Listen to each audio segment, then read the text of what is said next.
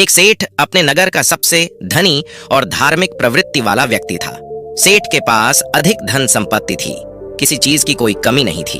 वो बहुत ही सुखपूर्ण अपना जीवन अपने परिवार के साथ जी रहा था।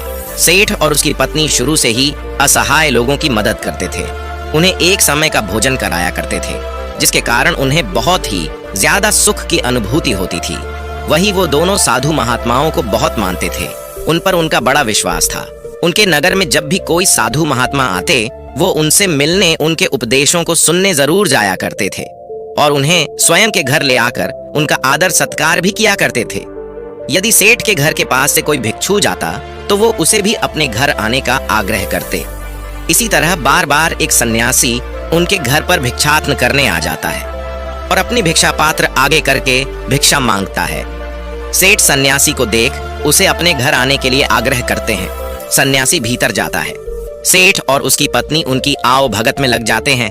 वो दोनों तुरंत उसके बैठने के लिए एक तख्त पर चादर बिछा देते हैं और सन्यासी के हाथ पैर धुलवाकर उसे कुछ विश्राम हेतु कहते हैं और स्वयं उसके भोजन की तैयारी में लग जाते हैं। तभी सेठ की पत्नी कुछ सामान लेने के लिए कहती है। सेठ बाहर चला जाता है। यहाँ उसकी पत्नी भोजन बनाने में लग जाती है। कुछ देर बाद जब सेठ की पत्नी आकर सन्यासी को भोजन परोसने लगती है, सन्यासी भोजन ग्रहण करने लगता है। सन्यासी सेठ के घर के शांत वातावरण और उसके घर का स्नेह देखकर उसकी पत्नी से बड़ी ही विनम्रता से पूछता है कि माता, आपके परिवार में कौन कौन है? ये सुन सेठ की पत्नी कहती है, मैं, मेरे पति और मेरे 3 बेटे। ये सुन सन्यासी आगे कहता है कि तुम्हारे पति क्या करते हैं, कितना कमा लेते हैं? ये सुन सेठ की पत्नी कहती है कि हमारे पास धन की कोई कमी नहीं, हमारे पास तो अपार धन संपत्ति है। ये सुन सन्यासी आगे कोई प्रश्न नहीं करता। तभी सेठ घर वापस आ जाता है। वो फिर पत्नी के साथ सन्यासी को भोजन परोसने लगता है। वो सन्यासी के लिए बाहर से कई तरह की मिठाई भी लेकर आता है। भोजन ग्रहण करने के बाद सन्यासी जाने के लिए तैयार हो जाता है। वो सेठ और उसकी पत्नी की स्वयं के इस आदर सत्कार के लिए आभार प्रकट करता है और जाने के लिए वो निकलते हैं। सेठ सन्यासी से कहता है कि वो उसे कुछ दूरी तक छोड़ देगा। दोनों मार्ग के लिए निकल जाते हैं। मार्ग में सेठ सन्यासी से बात करते हुए जा रहा था। तभी सन्यासी सेठ से कहता है कि आपका जो 3 पुत्र है, तीनों ही आपकी देखभाल अच्छे से करते होंगे। ये सुन सेठ कहता है कि नहीं मुनिवर, मेरी केवल एक ही संतान है। ये सुन सन्यासी सोचने लग जाते हैं कि ये कह क्या रहा है।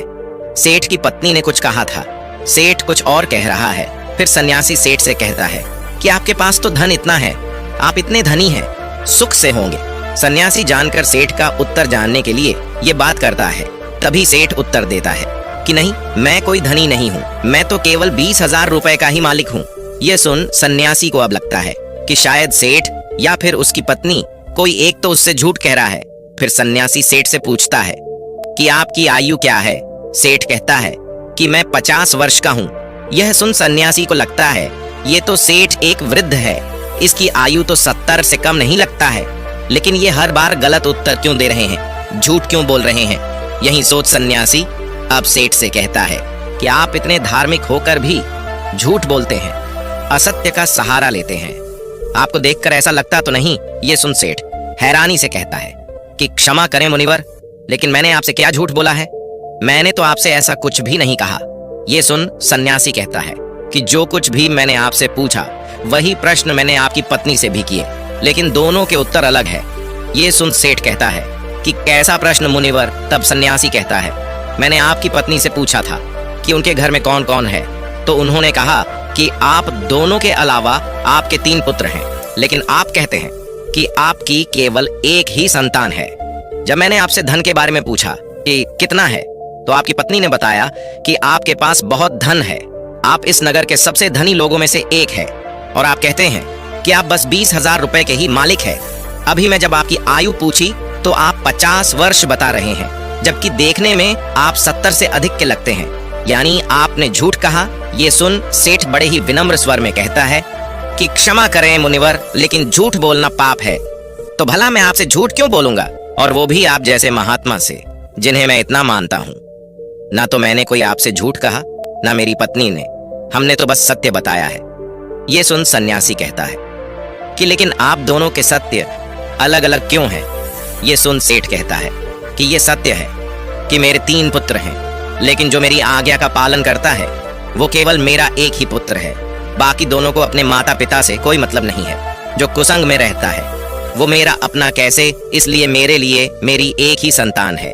आपकी दूसरे प्रश्न के अनुसार रही धन की बात, तो मुनिवर, मेरे लिए मेरा वही धन अपना है जो मैं स्वयं के जीवन में उपयोग करता हूं, और वो इतना ही है जितना मैंने बताया। बाकी सब जो है वो मेरा नहीं है। उसमें से कुछ मैं असहाय लोगों की, जरूरतमंदों की मैं मदद कर देता हूं, तो कुछ मेरी इस देह को त्यागने के बाद मेरे सभी सगी संबंधी ले जाएंगे, तो उस पर मेरा कैसा अधिकार। अब बात करें अंतिम प्रश्न की, तो मैं अपने 50 वर्षों की आयु तक महात्माओं की शरण में जाकर शिक्षा लेना, जीवन के सही मूल्य को समझना सीखा है, उनकी सेवा की है, और उस पर ही मैं इस संघ से जुड़ गया हूं। यही कारण है कि मैंने आपको अपनी आयु ये बताई है। अब आप ही बताएं, क्या इसमें मैंने कुछ झूठ कहा? ये सुन सन्यासी को अब सेठ की पूरी बात समझ आ जाती है, और वो कहते हैं कि क्षमा करें, मुझे पहले आपके विषय में जान लेना चाहिए था, स्वयं के भीतर आपकी झूठी छवि बनाने से पहले। और तब सन्यासी सेठ की बात का मान रखते हुए आगे बढ़ जाता है, और सेठ पुनः अपने घर लौट जाता है। अतः किसी के प्रति अपना नजरिया बनाने से पहले, प्रतिक्रिया देने से पहले सामने वाले की बातों को भी पूरा सुन लेना चाहिए।